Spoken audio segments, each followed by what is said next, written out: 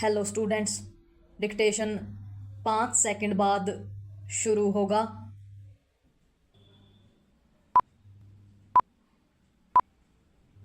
Start.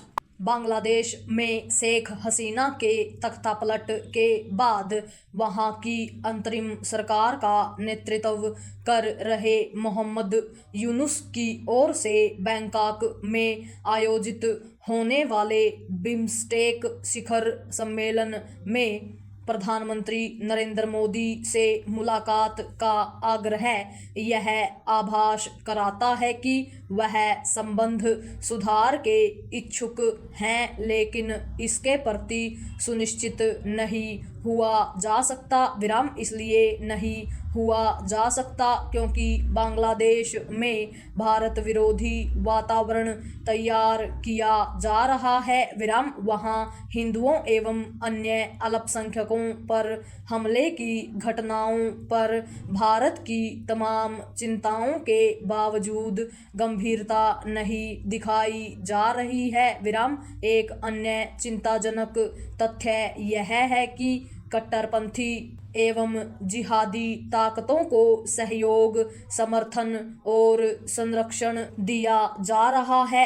अंतरिम सरकार के प्रमुख के रूप में यूनुस ने कई कट्टरपंथी संगठनों से प्रतिबंध हटाया है और आतंकी गतिविधियों के लिए आरोपित नेताओं को जेल से रिहा भी किया है। भारत इसकी भी अनदेखी नहीं कर सकता कि बांग्लादेश में पाकिस्तान का प्रभाव बढ़ता दिख रहा है। पैरा स्पष्ट है कि यदि भारतीय प्रधानमंत्री बैंकॉक में यूनुस से वार्तालाप करते हैं तो उन्हें उनके इरादों को लेकर सतर्क रहना चाहिए। यूनुस नोबेल पुरस्कार से सम्मानित अवश्य हैं, लेकिन अंतरिम सरकार के प्रमुख के तौर पर उनका कार्य व्यवहार चिंतित करने वाला है। वह यथाशीघ्र चुनाव कराने में रुचि दिखाने के बजाय ऐसे एजेंडे अपने हाथ में ले रहे हैं जिससे लंबे समय तक सत्ता में बना रहा जाए। अब तो बांग्लादेश की सेना भी उनके रवैये को लेकर सशंकित दिख रही है। पूर्व प्रधानमंत्री शेख हसीना के विरुद्ध जिन छात्रों के विद्रोह के चलते यूनुस बांग्लादेश की अंतरिम सरकार के प्रमुख बने, उन छात्रों ने पिछले दिनों नेशनल सिटीजन्स पार्टी नाम से अपना अलग दल गठित कर लिया और यह आरोप भी लगाया कि सेना शेख हसीना की पार्टी अवामी लीग को फिर से सत्ता में लाने की साजिश रच रही है।